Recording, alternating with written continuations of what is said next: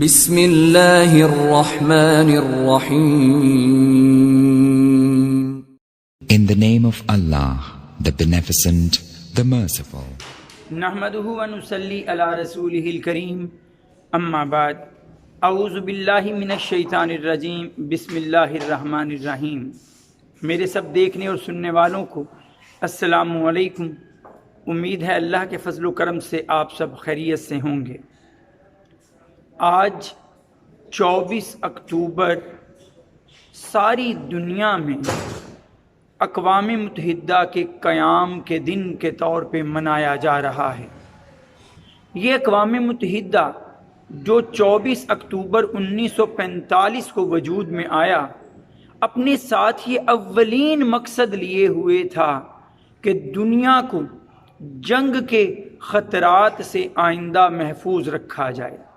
اور ایک دوسرا بڑا مقصد اپنے منشور کے اندر اقوام متحدہ نے جو ابتدا ہی سے رکھا، وہ یہ کہ دنیا کے سب ممالک کو برابر کے حقوق دیتے ہوئے، ان کے بنیادی حقوق کا تحفظ کرتے ہوئے دنیا سے غربت کے خاتمے کی کوشش کرنا.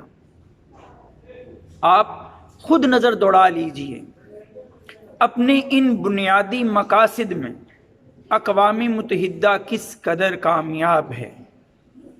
یہ مانا کہ دنیا میں تیسری جنگ عظیم شروع نہ ہو سکی، اقوام متحدہ اس حد تک کامیاب ہے. لیکن کیا دنیا کے ترقی پذیر چھوٹے ممالک کو وہ بڑے ممالک سے محفوظ رکھ پایا؟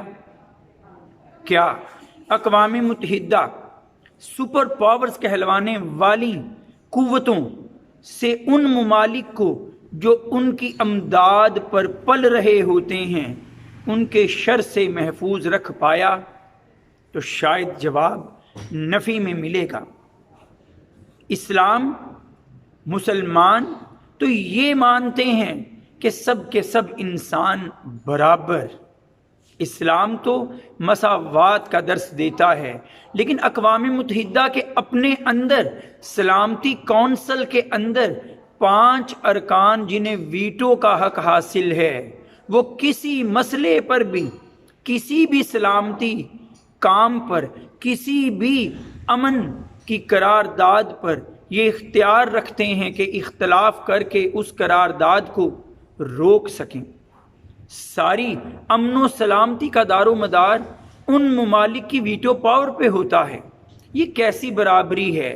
یہ کیسا انصاف ہے؟ یہ کیسا دوسرے ممالک کو محفوظ بنانا ہے؟ آپ غور کیجئے، کہیں ان دنیا کی خود کو بڑی قوت کہلوانے والے ممالک ہوں یا ان کے ساتھ ہم نوا، ان کے اتحادی ہوں، ان کے تو کوئی چھوٹے سے چھوٹے مسائل ہوں، ان کا حل فوری طور پر چند دنوں میں آپ کو نکلتا نظر آتا ہے. لیکن یہ مسلمان اقوام متحدہ میں بے بسی کی تصویر بنے ہیں. ان کے ہاں فلسطین کا مسئلہ ہو، ان کے ہاں عراق کے اندر دراندازی اور جارحیت کا مسئلہ ہو، ہمارے ہاں کشمیر کے اندر وحشیانہ مظالم کی بات ہو، ہر جگہ آپ کو اقوام متحدہ ایک ساکن، خاموش، بے بس ادارہ نظر آتا ہے. کیا ہوا؟ اقوام متحدہ آج تک اپنی قراردادوں پر ہی عمل نہ کروا سکا.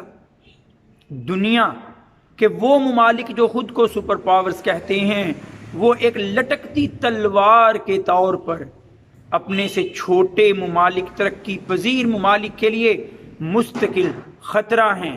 جب تک اقوام متحدہ میں اسلامی اصولوں کے مطابق مساویانہ برتاؤ، برابری کا برتاؤ نہیں ہوگا، اقوام متحدہ اپنے حقیقی مقاصد کو پانے میں ناکام ہی رہے گا. وآخر دعوانا ان الحمد للہ رب العالمین. السلام علیکم.